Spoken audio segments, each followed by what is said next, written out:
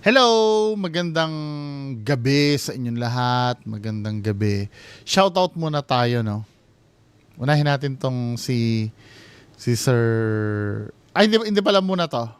Meron nag-PM sa akin eh. Birthday daw eh, tapos wala namang pakain. Joke lang.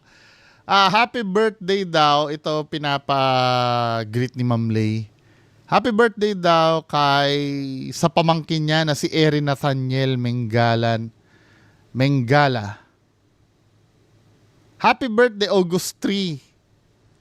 Ay kahapon pa. Belated. Naku, ubus na yung handa na ito ni Erin Nathaniel Mengala.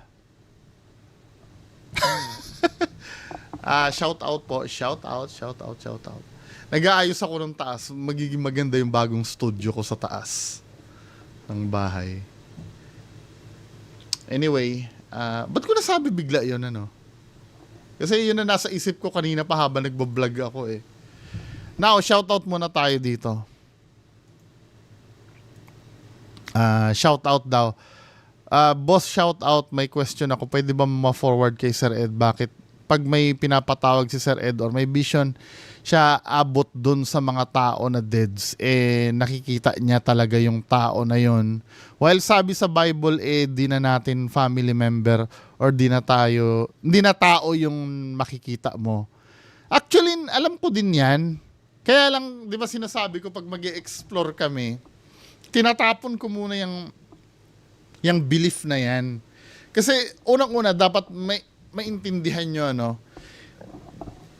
hindi lahat ng tao, Bible ang batayan ng paniniwala. May mga atheist na hindi naniniwala sa nakasulat sa Bible. May mga Muslim, may mga ibang religion. 'Di ba? Merong mga makaluma na sa mga engkanto naniniwala. 'Di ba? Ang gagamitin mo lang yung Bible na yan sa isang tao na Bible ang pinagbabasihan. Kasi si Sir Ed kasi more on medyo malawak kasi yung kanyang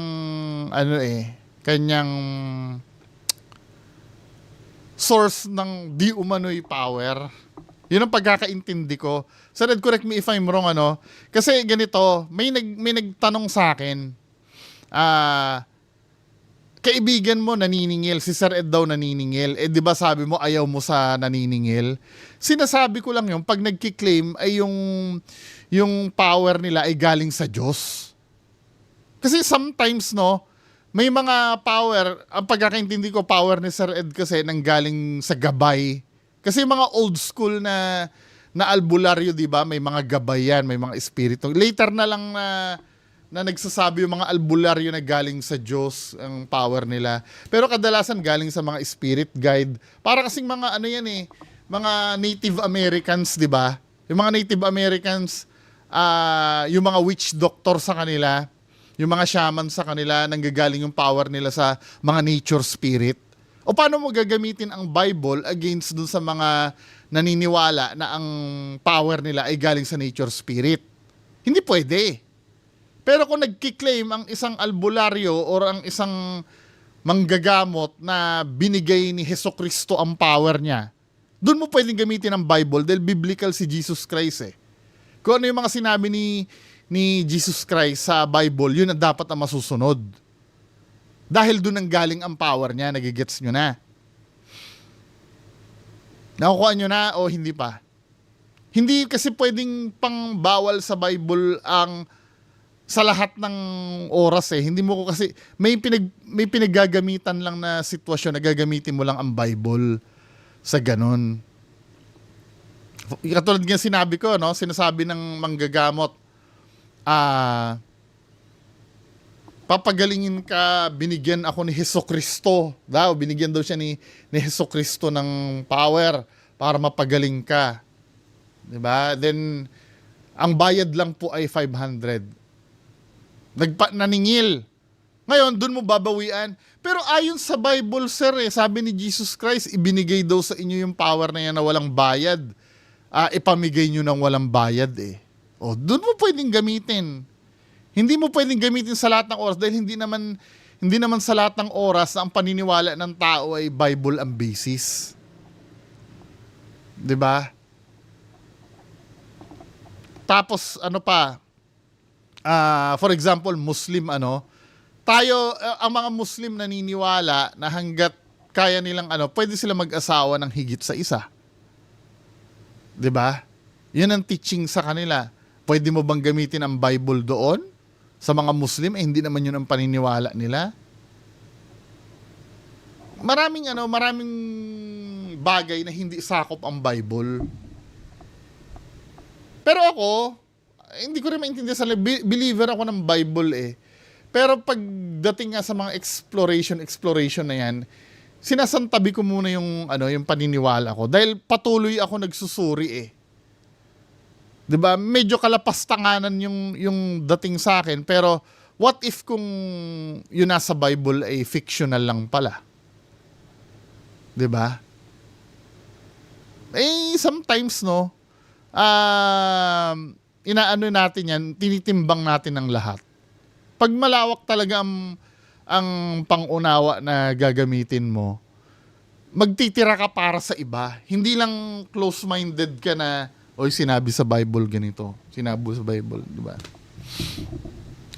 Inuulit ko gagamitin lang ito kapag ka ang dinadaldal nung psychic or nung albularyo regarding sa Diyos, kay Jesus Christ, yung mga biblical figures.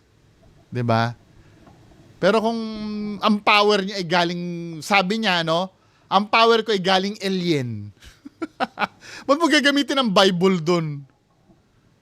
'Di ba? Hindi niya naman sinabing galing kay Yahweh. Biblical si Yahweh, 'di ba? Or si Jehovah. Anyway, pagpatuloy natin. Shout out Sir Jorsan Kamahalan from Davao City.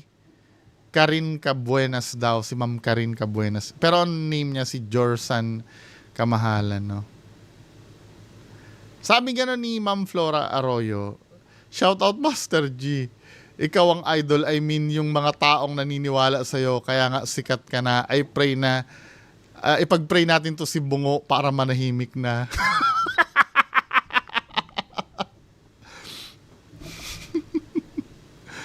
Hindi maniwala kayo kay Master K. Sinabi ko ba huwag kayo maniwala dyan? Maniwala kayo dyan. Huwag kayo sa akin maniniwala. Ang problema, pinanood mo ko eh. Kaya sorry, di ba? Narinig mo yung hindi mo gustong marinig. Sir Raymond Reyes, hello. Ani Mindset Matters, shout out po. Si Sir Mark Christian Paulo Rada, from Urdaneta, Pangasinan. Ma'am Eva Santos, Joshua Pakel, shout out. Si Sir Mitch Kyle Gray, sa Task Force Gensan Philippine Army, salamat. Oy, mga sundalo. Joban Gamyaw, hello po. Mojake TV, hello. Salamat po sa suporta. Shout out. Shout out from Dave Lope, Bontoc, Southern Leyte. Southern Leyte, hello po. From Baclaran, si Sir Janjan Bakal. Na shout out ko na to. From Barugo, Leyte, si Sir Joshua. Si Sir Drummer Tales, again, location ko po ay sa Santa Maria, Bulacan, kay Pombo.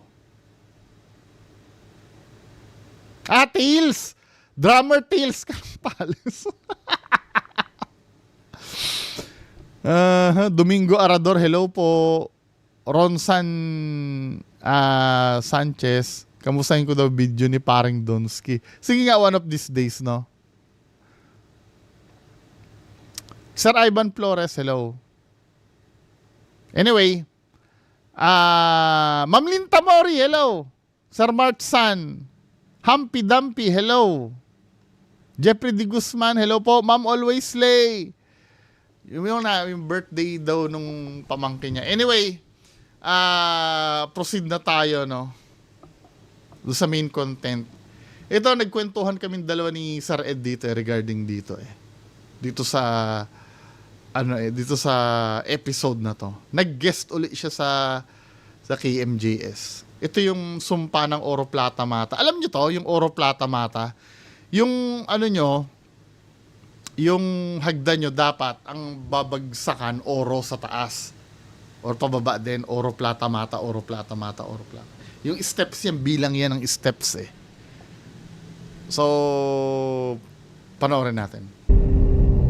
Miyembro ng isang pamilya sa Malabon, Pamahiin yan, sunod na namatay dahil daw sa lumang pamahiin na kung tawagin, Oro Plata Mata.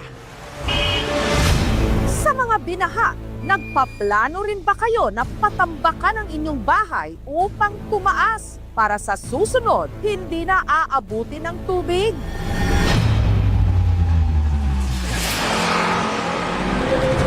Ganito rin ang ginawa ng pamilyang ito matapos nilang mabaha noon.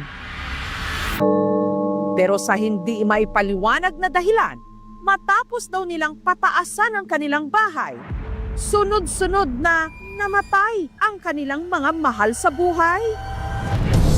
Hindi po namin expect kasi wala naman po siyang sakit Parang biglaan po na tumaas yung diabetes niya. Lumalaki po yung puso niya.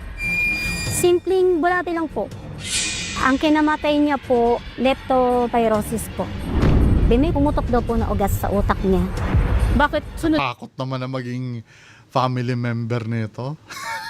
sunod kayo? Doon na ako napaisip na may sumasalbahe. Ano ang hinihinala nilang dahilan ng meron sa kanilang Hindi ko rin sila masisi kung may isip nila na ganun. 'Di ba? Kasi parang ang dating nun kamalas-malasan na sunod-sunod. Kaya lang, ang tanong ko, ano yung interval ng pagkakasunod-sunod? Baka mamaya kasi 1 year, alam ito, unang taon namatay si ganito. Sa susunod, 5 years. Sunod, 10 years. I mean, normal lang naman may ganun. Siguro, anong nangyari dito, masyado lang silang close sa isa't isang magpapamilya. Kaya siguro, napapansin nila na parang sunod-sunod. Pero gusto ko malaman, ilan ba yung interval, ilang taon? At saka yung kinamatay ba nila magkakarugtong? Sinabi mo may iba't ibang sakit Normal naman talaga na may magkaroon ng iba't ibang sakit. Hindi naman siya nang galing sa iisa tahanan at matapos itong matambakan, tila nagkasunod-sunod ang kamalasan at kamatayan.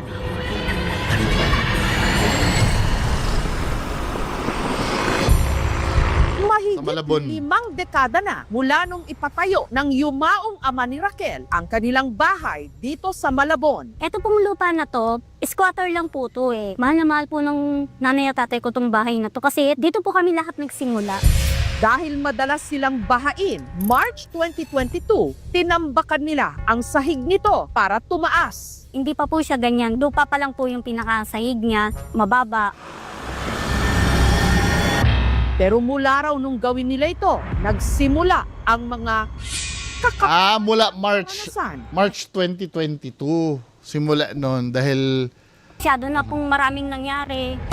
Makalipas lang ang 1 buwan, ang kapatid ni Raquel na si Romelio na stroke at namatay. Hindi po namin expect kasi wala naman po siyang sakit Maliksi po siya. hindi when you say, paano mo nasabing walang sakit?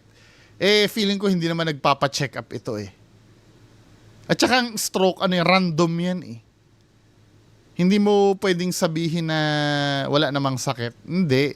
Invalid yun. Sino nagsasabi na walang sakit ikaw dahil nakikita mong normal maglakad? Yun ba? Hindi. Hindi valid na reason na wala naman siyang sakit Na-check up nyo ba yan? Meron ba kayong annual check-up? Nagme-maintenance ba yan? Baka hindi nagme-maintenance yan Kaya nga kayo, magpa-check up nga kayo. Natatakot din na naman tuloy ako. 'Di ba? Basta hindi ano yon, hindi valid yon yung sabihin na wala naman siyang sakit eh. Bakit ikaw ba yung nag-check up diyan para masabi mong clear yan? Napakalakas po. Oktubre ng parehong taon, binawian din ng buhay ang kanilang ina na si Maria. Biglaan po na tumaas, ganun yung diabetes niya. Hindi pa man sila nakakapagbabang luksa. Ang pamangkin naman niyang si Regina ang So parang maliit lang talaga yung interval. 'Di ba? nakasakit. Lumalaki po at lumiliit po yung puso niya. Bago nagkasakit, si Regina tila nagpapahiwatig na raw. Yung lola ko po, tsaka si Tito Romel, cremated po sila. Diyan lang po nakalagay. Nagbiro siya na, itong dalawan po, ako na lang hinihintay nito eh. At tila nagkatotoo ang di umano signos. Huwag kayong magbibiro. 2023, si Regina ang sunod na namatay. Sa totoo lang natatakot. Pero alam niyo mga kababayan ko, medyo naniniwala ako ng konti dun sa dun sa powerful ang bibig. Kung ano-ano yung sasabihin mo. Sometimes pag hindi ka pa-aware kung ano yung sinasabi mo, yun pa daw yung magkakatotoo eh. Yung halimbawa nagbiro ka lang na ganon, yun pa daw magkakatotoo eh. Kaya nga bukang bibig ko, magiging milyonaryo ako eh. Makasanayan ko yun para yun ang magkatotoo. Pero totoo daw yun, di ba? Kung ano yung sinasabi mo, kasi powerful daw talaga ang bibig. Maybe, confirmation bias, Pero, medyo naniniwala din ako dun. Kung bias man yon, yung paniniwala ko na yon, siguro, di ba? Regina ang sunod na namatay. Sa totoo lang natatakot ako. Pero hindi pa raw dito nagtapos ang tila sumpa sa kanilang pamilya. Wala pang isang taon. Magkasunod namang nagkasakit ang pamangkin ni Raquel at ang isa pa niyang kapatid. Blow mo na dali. Agosto nito lang nakaraang taon nung bigla raw sumakit ang tiyan ng 5 taong gulang na pamangkin ni Raquel na si Ryle. Yung simpleng bulati ko na sinabi po ng doktor, tapos hindi daw po kagad na agapan. Nagkaroon din po ng komplikasyon. Dito namang Nobyembre, ang Baka umakyat yung bulati sa baga, pwede yun eh, or sa puso. Pwede kasing magkaroon ng ganun eh. Kaya dapat talaga ang mga bata pinupurga eh. ni Raquel na si Rodolfo Jr. nagka-leptospirosis. Bakit po ganun? Bakit parang biglaan naman lahat? Parang pagka dinala mo sa ospital, parang kuha agad. Sa isang taon po, 2 po yung nawawala sa amin. Ang pinakahuling napabilang sa humahabang listahan ng namamatay sa pamilya Bose, ang ama ni Ryle na si Raymond. Na-stroke daw po yung kalahating katawan niya. Siniscan po siya. Sabi, may pumutok daw po na ugat sa utak niya. Binawian na po siya ng buhay. Si Raymond, minsan na rin daw palang napanaginipan ng anak ni Raquel. Confirmation bias. Mama, doon sa panaginip ko, ang pinagtataka ko, bakit meron siyang isang sanggol? Tapos nito pong namatay po yung kapatid ko si Raymond, puntis po pala yung asawa ni Raymond. Si Rosalina, may hinala ang nagdadala di umano ng Ito, dito dadaan yung confirmation bias. Since, to be fair naman, nakakabahala naman yun. Short span ng time pala, ang dami palang nawala sa kanila. So, nakakabahala, 'di ba? Ngayon, yung nangyari na yon, hindi nila matatanggap yung Kasi kung sa totoo lang, may mga reason naman talaga kung bakit namatay eh. Yung isa, maaring feeling ko, itong pamilya na to, may lahi sila ng high blood. 'Di ba? Namamana kasi yun eh. Tapos, yung isa, 'di ba, binulati. May mga reason naman talaga kung bakit namatay. Hindi siya yung namatay na iisa ang sakit. Medyo maniniwala akong konti kung iisa ang sakit eh. Pero, or yung sinasabi walang findings, hindi ganun eh. Meron talagang reason ng kinamatay nila. Now, dahil nangyari yon, ang tendency ngayon, hindi nila tatanggapin yung mga explanation na scientific. Kasi parang, ganun lang yon dahil may sakit lang sila. Hindi, may meaning dapat yon. At yung sa kakahanap ng pwedeng sisihin, kasi wala ka masisisi sa ganyan eh. Di ba? Kung na-stroke yung kapatid mo, sino sisisihin mo doon?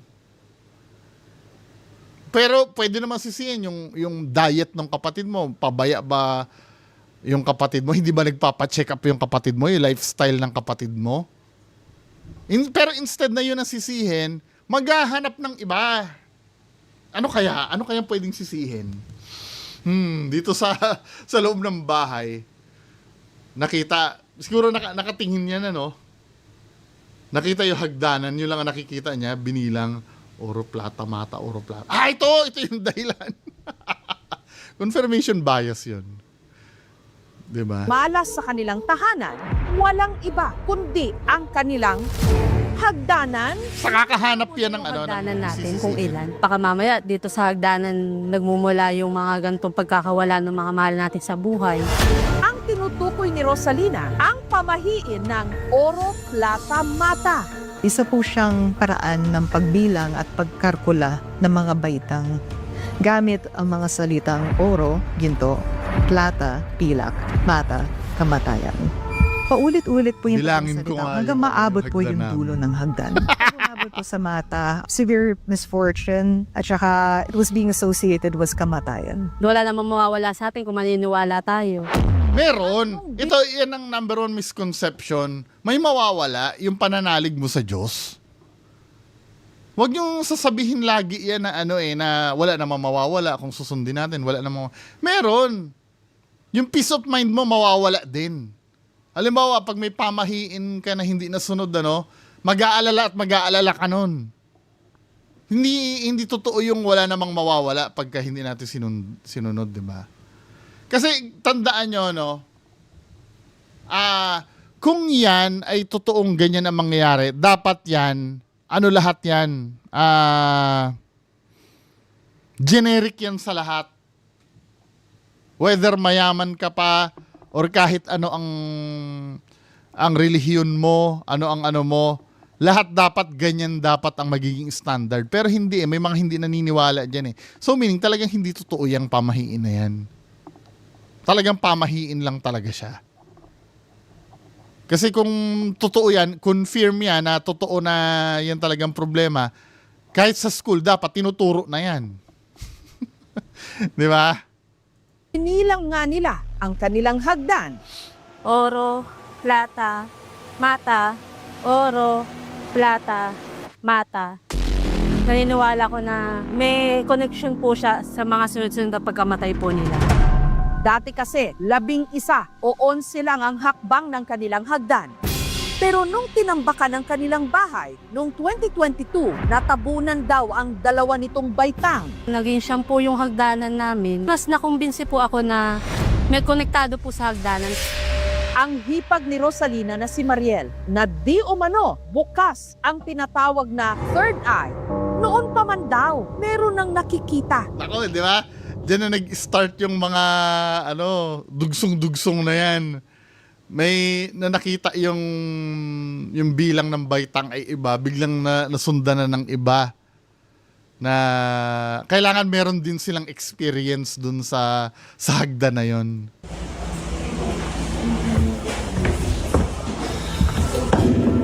Palakad-lakad sa hagdan. Puro upo siya. Tapos minsan tatakbo siya.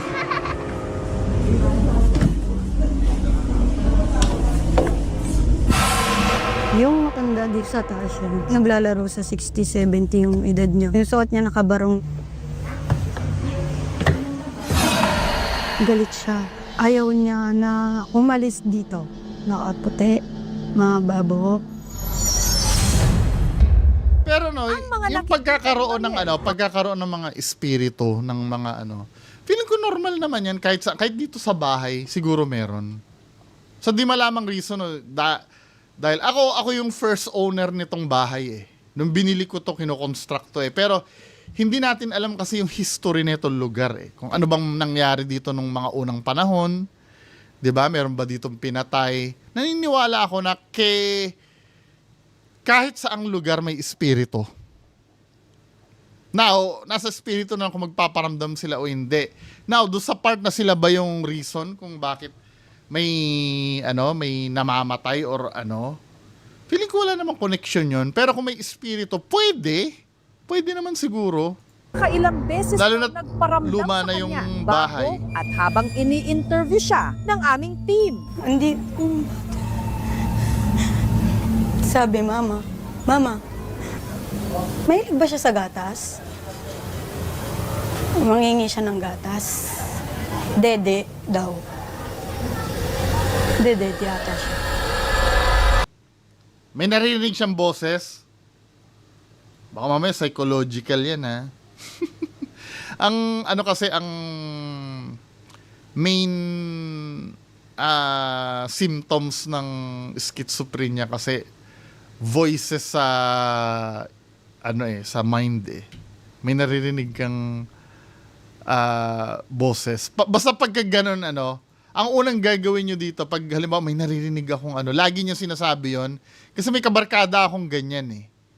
Kasi symptoms yan ng ano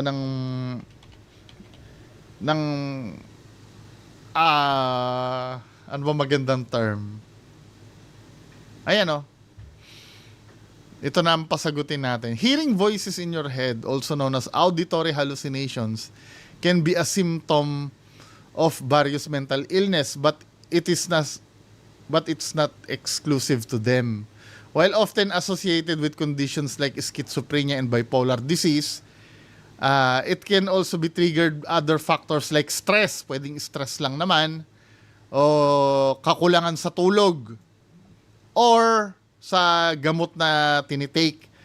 Pero, palaging main symptoms niyan yung schizophrenia. Yung pagkakaroon ng mental illness. Pero ganito kasi yan i-check nyo yung bang boses na naririnig niya, siya lang ba yun? Baka mamaya kasi naririnig din ng ibang tao. Medyo medyo mag-iisip tayo pero kung every time na lang na siya lang ang nakakarinig nun, baka may something na sa kanya lang. Hindi do sa lugar. Kasi symptoms ng ng mental illness yan. Or hindi man mental illness, baka stressed lang siya, or kulang siya sa tulog, or may tinitake na na gamot. 'Di ba? Pero iba na yung halimbawa may sumigaw parehas kayo nagkatinginan, narinig nyo parehas. Iba naman na 'yon. 'Di ba?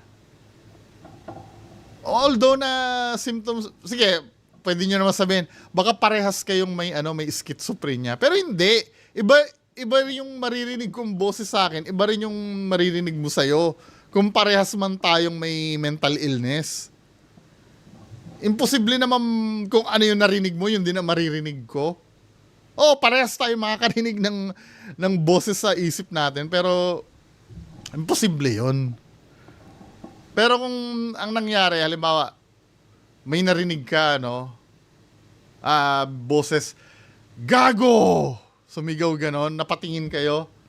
Uy, sabi gago daw. Narinig ko nga rin, gago daw eh. Iba na yon. Ibig sabihin, galing talaga yun sa source. Saka na tayo mag-iisip kung paranormal ba yun o hindi. Pero kung iisang tao lang yun nakakasagap ng boses, syempre, iisipin mo, baka mamaya kay ate lang yun. De daw. Dede yata siya. Pagkatapos ng interview, si Mariel 2 beses nagsuka. Mabigat lang yung yung ganto ko ngayon. Dito hindi.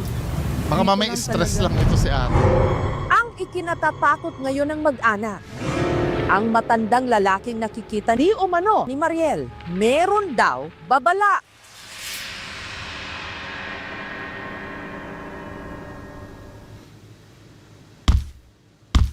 Biglaan lang po yun sa panaginip ko. Bigla siyang nandun na sa taas ng hagdan.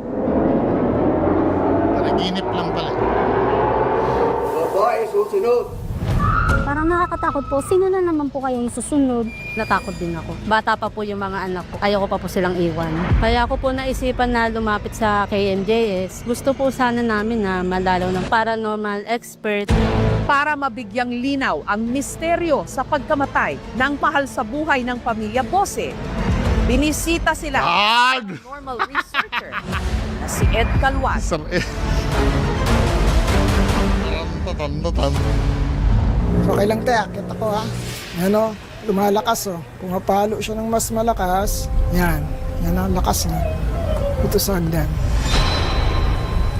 Nagtuturo siya kung nasaan yung nararamdaman niyang energies. May shadow eh. May tumawid na gano'n. Ang di umano nakikita ni Ed. Hindi ito tao, hindi siya kaluluwa. Hindi siya taga dito, hindi itong hagdan ang may problema. Ang may problema, yung isa sa tao na naririto. Ulitin ko, kilala mo ba si ate? Siya ba yung sinusundan mo? Yes or no? Ate, medyo anong tanong lang ha, kasi yung klase nung sumusunod sa'yo, hindi siya pangkaraniwan. No? Pero nagpapakita ba? Ano lang boses? Boses lang. Wala pang anino, wala pang itsura. Yung bata is parang 10 pataas lang. Ang dumaan sa taas na matanda, dating nakatira dito. Babae siya na mga around 55 pataas to 60. Sabihin mo sa akin lahat ng makikita mo ha. And then sa kanila. Alam nyo, Galing. hindi naman sa pagiging bias, no?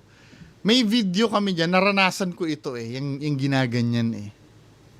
Siguro suggestion ni Sir Ed, ano?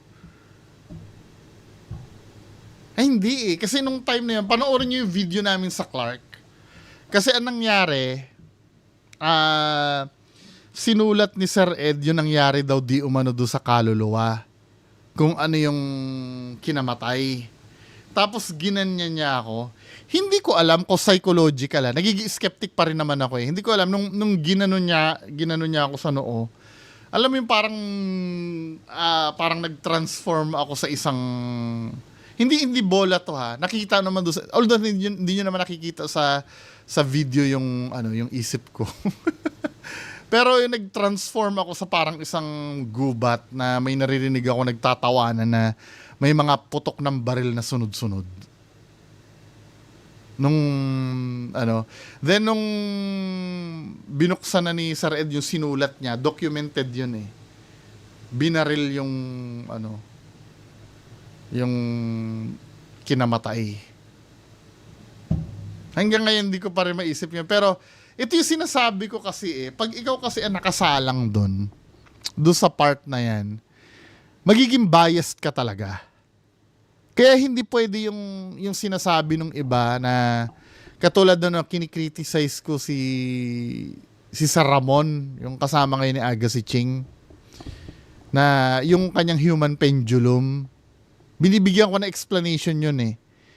Ngayon, kung ako siguro ay sasalang doon sa human pendulum at maranasan ko yun, maniniwala ako doon. 'Di ba? Kaya hindi advisable na ikaw sumama ka doon para makita mo kung... Hindi, maniniwala ka sa ayaw sa gusto mo doon, maniniwala ka doon eh. Kasi ikaw yung sasalang eh. Alam mo yung yung parang... Siyempre, may kagustuhan kang maging totoo yung nangyayari eh. Pero ang hindi ko lang talaga ma-explain nung time na yun, paano kami nagtugma ng pumasok sa isip ko doon sa sinulat ni Sir Ed na papel. 'Di ba? So paano nangyari 'yon? Maybe siguro may explanation, no. Hindi ko lang talaga alam kung paano. Lahat naman na nangyayari na kakaiba, never ko naman dinideklarang paranormal lahat eh. 'Di ba? Para open lahat for explanation kasi when you say sinabi mo na paranormal talaga ang isang bagay, tinutuldukan mo na yung yung mga ibang possible na explanation eh. 'Di ba? Ang daming malungkot na nangyari sa'yo. Ang lalim eh. Ang dami mong dinadalang emosyon. May nangyari ba na sinisisi mo yung sarili mo? Meron po. Guilt. May guilt na malalim si ate. Ang bigat eh. Hirap kang patawarin yung sarili mo.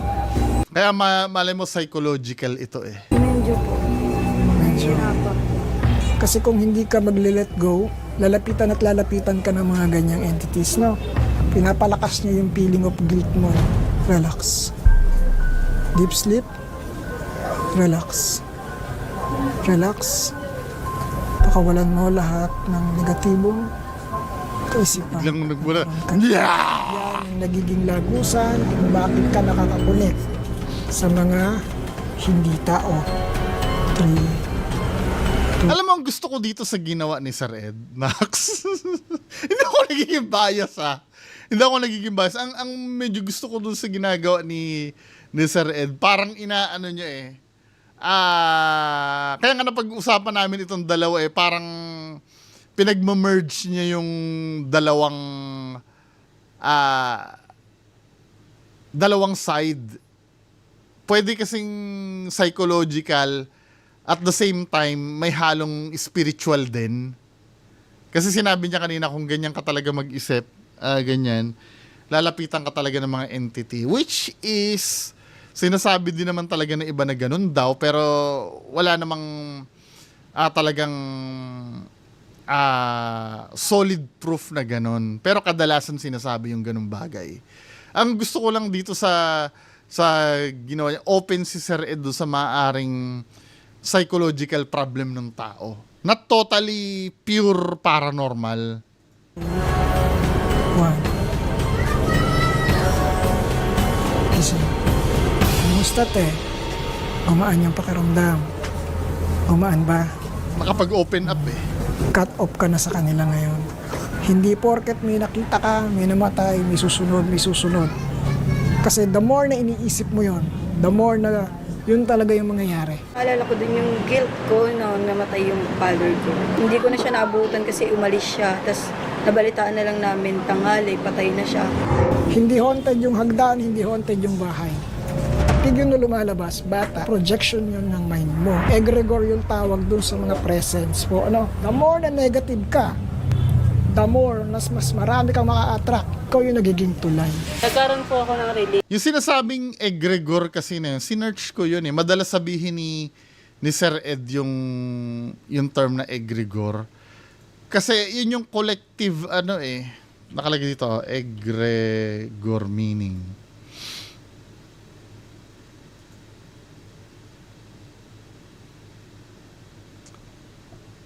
Yung nagfo-form yan ng egregores are considered thought forms, meaning they are created by the collective thoughts and emotions of a group. Once formed, an egregore can develop a life on its own, influencing the group that created it. Magkakaroon na siya ng parang buhay niya. So kapag parang yun nangyari dun sa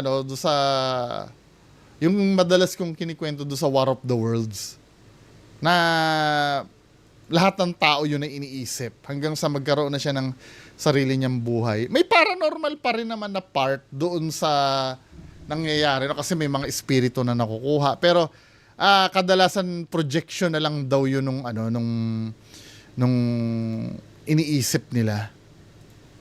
Sabi naman ni Sir Ed, maaaring coincidence, siguro power of the mind lang talaga. Yung mga tao kasi, pag nawalan ng mga mahal sa buhay, dumadanas tayo ng ginatawag na grief. So kung minsan, coping strategy natin ito, na maghanap ng pagpapaliwanag kung bakit natin ito nararamdaman, ano yung mga nagiging sanhin. Maghahanap na sisisihin. Hypertension, uso sa Pilipino, nasa lahi natin yan, namamana. So kung sunod-sunod sa kanilang pamilya nangyari yun, actually hindi yun nakakagulat. Magpapacheck up pa rin regularly, akala mo malakas ka, may problema na pala. Kapag sobrang dilim ng isang bahay, we consider as this one as a yin energy. So ang gusto natin sa bahay, magkaroon tayo ng yang energy instead of yin energy.